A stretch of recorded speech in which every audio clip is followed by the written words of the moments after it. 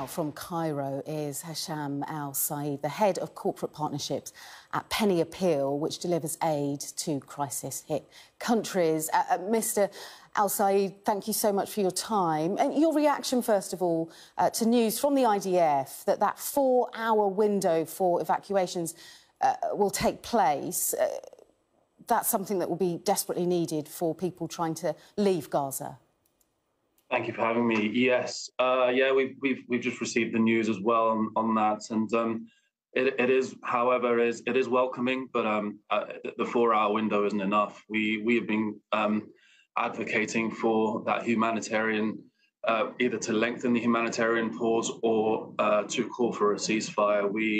In order for us to do our work, the humanitarian work, as you can see from the screens, and all over the news, the situation on the ground there is dire. There's the UN have just reported there's 1.5 million people that are internally displaced, and there's around 700,000 people sheltering in facilities run by several UN organizations. The overcrowding conditions are causing severe health and protection risks. So it's very difficult at the moment. The situation is dire, and the civilians are, for whoever remains, it's becoming a real health risk over there. Yeah, we're hearing stories from the United Nations that say hospitals in Gaza, they're hanging on by a thread. What individual stories are you hearing from doctors on the ground, from emergency services? I mean, if I were to tell you the stories, they are deeply, deeply saddening. I mean, it would make me break down live on air. But there are children who are displaced, who no longer have their parents, 5-6-year-old children. There are, mothers without their children, and it's just a heartbreaking scenario to see unfold hourly and daily. And the Hamas-run health ministry, they're saying that roughly 3,700 children have been killed. Can you give us an insight into why so many children have been affected by this war? I would say it's one of two things. The strategy of trying to find Hamas is a challenging one for the Israeli side, and it's just from what I'm reading from the reports, it's very difficult, the scenario for them to be able to distinguish between Hamas and civilians. But however, when you're targeting hospitals, when you're targeting schools, when you're targeting those areas, you're going to have more innocent civilians than not, and the distinguishing between that, there should be a clearer picture on how things are done.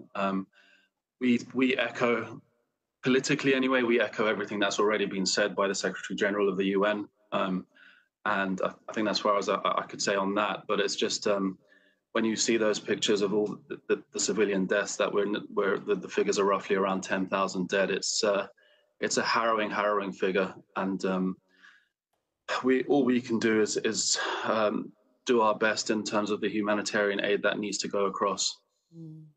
What is needed at the moment? Because considering the damage, we're seeing the pictures there now, it must be incredibly difficult for your teams to communicate, considering the infrastructure damage that we're seeing with teams on the ground in Gaza.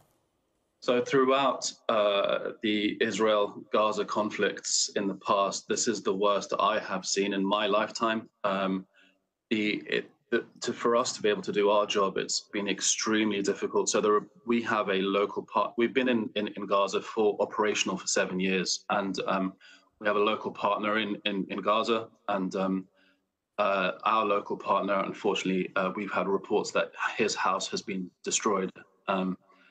And communications have been very, very, very limited, and doing our job has been a challenge, to say the least. However, we are trying to do our best and trying to work on the humanitarian aid. Right now, we have food, non-food, and medical supplies we are working on to get across over to Gaza. And the local authorities here in Egypt have really been very cooperative, and their help here has been outstanding. OK, we'll leave it now there. Thanks so much for your time. That's Hasham Al-Sayed. He's head of corporate partnerships at the Penny Appeal. Thank you. Thank you very much. Thank you.